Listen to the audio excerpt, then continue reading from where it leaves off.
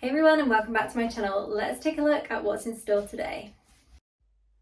Cursed Solstice begins with Fisher's Frenzy. Since our last content update, you've stormed through the Tide Lost Glory Battle Pass, previewed Bespectacled Armour with Cosmetic Gallery, and fought in several returning events. This content update introduces the Fisher's Frenzy event, the PvP limited time event Bout of Realms, and a brief window to prioritise your drop rates for legendary gems. This content update kicks off the first of 2 of 3 events in the Cursed Solstice.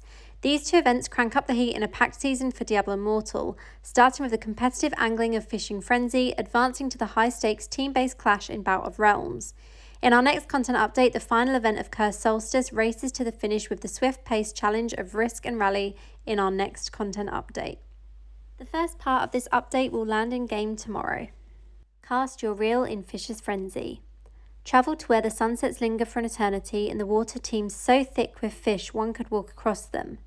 From July 10th to July 24th, voyage to the shimmering tropic for the kind of fishing most adventurers only dream of in Fisher's Frenzy. Beware while casting in the shimmering tropic, your line can conjure all sorts of unexpected oddities from the murky waters below.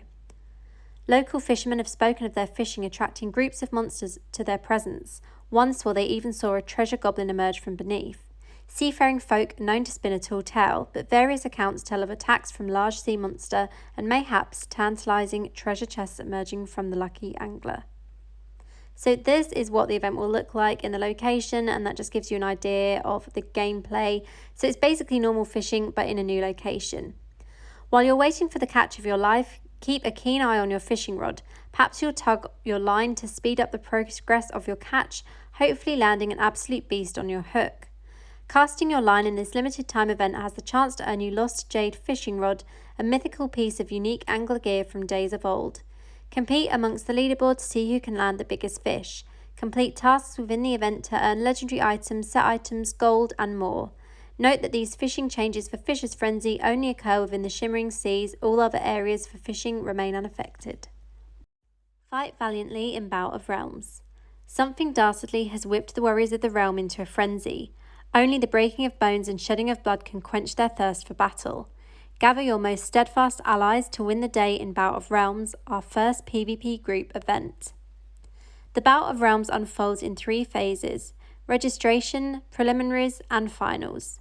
From July 10th to July 15th at 3 AM local server time, register for Bout of Realms by forming a party of up to 4 players.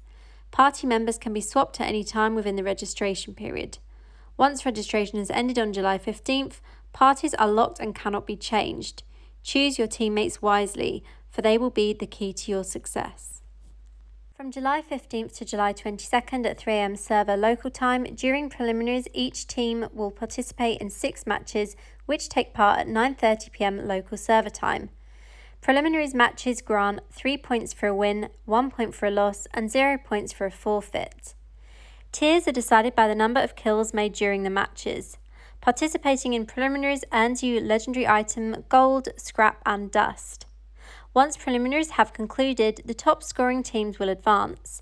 Up to 16 teams will move forward to the finals depending on server size. From July 22nd to July 31st at 3 AM local server time, finals will see 16 teams across servers compete for the top place at 9:30 PM local server time. Teams that qualify for finals will earn Igneous Nimbus or a cosmetic, and the top 4 finalists will earn a Champion's Fire Killstreak visual effects, which they can wield for 30 days to flaunt their martial prowess. Those who stand victorious as our final champions will earn all previously mentioned rewards and 10 legendary crests. So this looks like quite a fun event. However, it's definitely going to be a whale event, so I think this is going to be more for the really high resonance and big spending players. But I guess we'll have to see what it's like when it happens. I might make a video covering this with a little bit of the gameplay as well, so you can see exactly what it is. Seek legendary gems with a priority drop rate. The Heragic mages have used their most clever magic to augment the ability to uncover a targeted collection of legendary gems.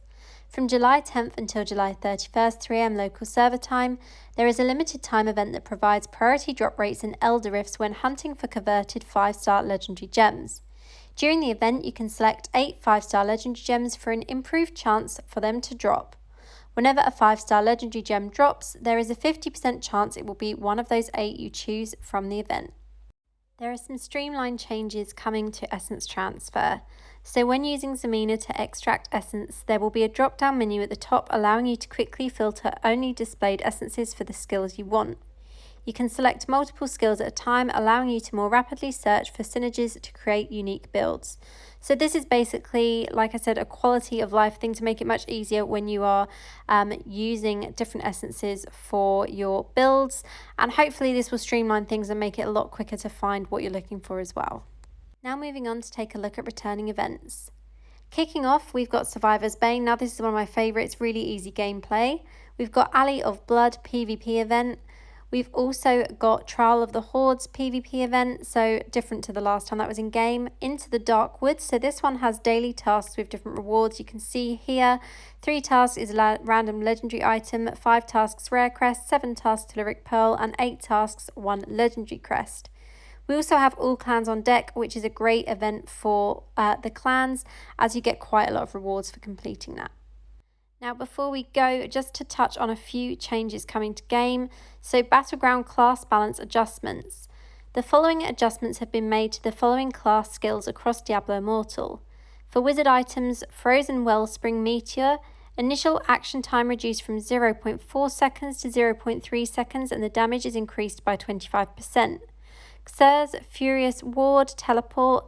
The shield provided by Teleport also grants immunity to single instance of total loss of control. There's also a slight nerf coming for Tempest, so Zephyr Guard Flowing Strike cooldown increased from 6 to 7.5 seconds, and Tempest Magic Affixes Flowing Strike Magic Attribute. The shield granted by using Flowing Strike has had its absorb amount reduced by 15%, so this is kind of long overdue for Tempest, and I'm hoping we'll actually see some more nerfs for that class very soon. We do, however, have another change for wizard item, so Angmar's Repulsive Burden, when paired with Vaish's Resourceful Countenance, which modifies Scorch to be a lightning orb that explodes, creating a field that pursues enemies. The knockback has an additional internal cooldown of a few seconds, so they've not really explained what the change is with that, but that sounds like a nerf to me, which is kind of surprising seeing as Wizard is one of the lowest win rate classes in Battleground at the moment. One of my friends on another server actually compiled a chart of win rates and Monk was the lowest with Wizard second lowest for win rate in Battleground, which doesn't surprise me at all because I've been having a really hard time. And even playing PvP on my alt account, which is a Necromancer, which isn't that great because I hardly play it. My Necromancer has a higher win rate already and is literally killing it in Battleground. So something needs to be done overall with Battleground changes, but hopefully that will come in another patch update. Moving on from these Battleground changes, we have an Abyssal Verge change.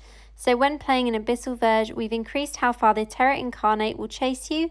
Their overall health has also been decreased.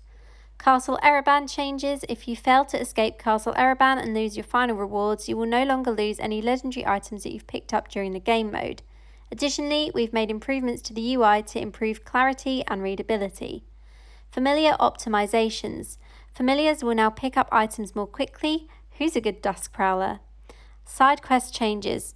When you have items needed for a side quest, that required items will be selected instead of needing to select them manually. So that will make it a lot quicker when doing things like the shadow contracts.